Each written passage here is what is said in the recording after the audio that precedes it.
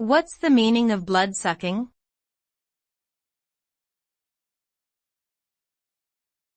Bloodsucking.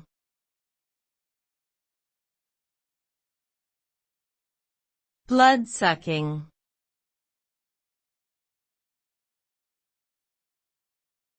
Bloodsucking.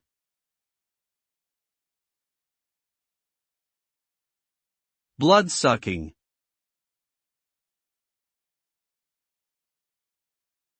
The term bloodsucking is often used to describe a person or entity that preys upon others for their own gain or benefit. It is typically used in a negative context and is associated with parasitic behavior. The word bloodsucking can refer to both literal blood-sucking organisms, such as mosquitoes or leeches, as well as figurative bloodsuckers, such as a greedy company or an individual who takes advantage of others. Bloodsucking behavior is often seen as exploitative and selfish, and it can have a detrimental impact on the victims. In short, being considered a bloodsucker is not a desirable trait.